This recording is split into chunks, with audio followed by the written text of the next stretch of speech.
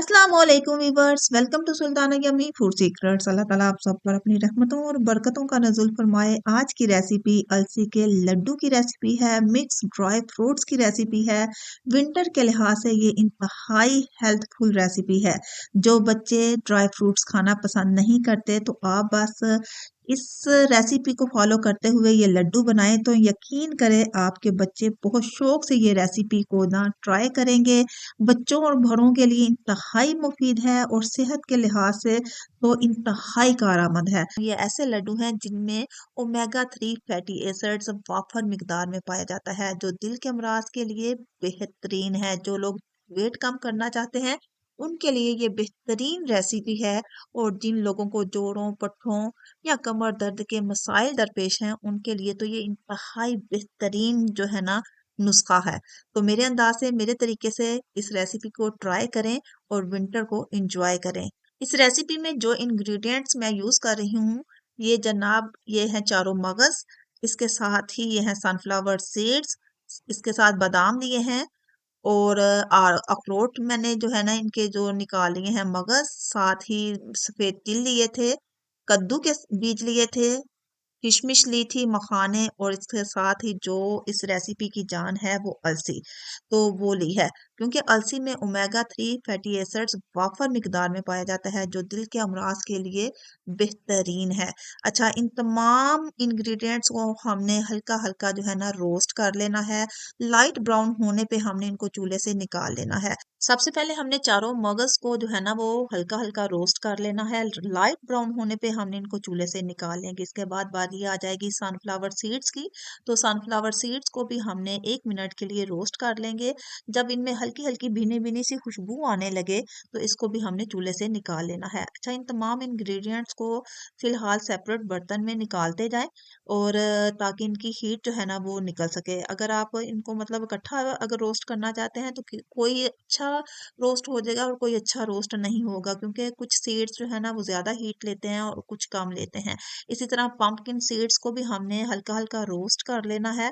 अब यहाँ पे बारी आ जाती है सफेद तिल की। तो यहाँ पे सफेद तिल जो है ना ये जल्द ही रोस्ट हो जाते हैं। जस्ट हाफ मिनट के लिए आप इनको रोस्ट करना है और इसके बाद आपने इनको भी निकाल लेना है सेपरेट बर्तन में।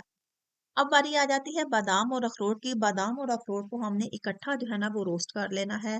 कढ़ाई ऑलरेडी हीट अप है तो जस्ट इसको हाफ एन मिनट के लिए हमने इसको जो है ना वो रोस्ट करना है, और रोस्ट करने के बाद इनको भी हम निकाल लेंगे। इसके बाद आ जाती है बारी मखानों की। तो मखानों को भी हम जल्दी से रोस्ट कर लेंगे और इनको रोस्ट करने के बाद इनको भी हमने निकाल लेना है एक सेपरेट बर्तन में। बस आपने इनको जलाना नहीं है, इतनी सी एहतियात रखनी है आपने। इसके बाद जनाब इस लड्डुओं की जान, इस रेसिपी की जो जान है ना वो है अलसी। तो अलसी को जो है ना वो हमने खूब अच्छे तरीके से रोस्ट करना है। जब ये अच्छे तरीके से कड़कड़ा जाए ना, आवाज आने लगे, तो समझें कि जनाब हमारी अलसी जो है ना वो अच्छे से रोस्ट हो चुकी है।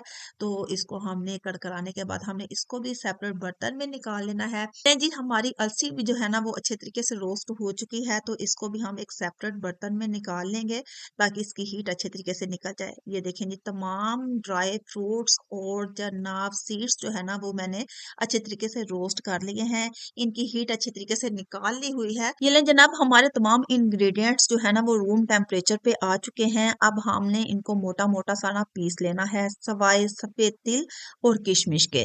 बाकी इन तमाम इंग्रेडिएंट्स को आप किसी हाथ वाले औजार में या किसी मशीन की मदद से इनको मोटा मोटा सा जो है ना वो पीस लें। यहाँ पे कढ़ाई में मैं 3 चम्मच जो है ना वो देसी घी के शामिल किए हैं।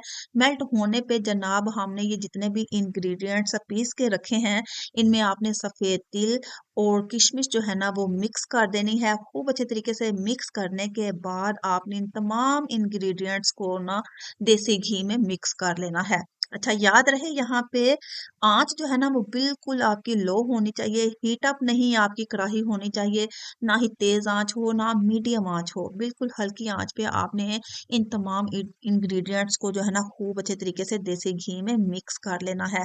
अच्छा, देसी घी का इस्तेमाल भी जो है ना वो बिल्कुल मैंने थोड़ा किया है। आप अपनी ज़रूरत के हिसाब से, अपनी टेस्ट के हिसाब से जो है ना घी का इस्तेमाल कर सकते हैं।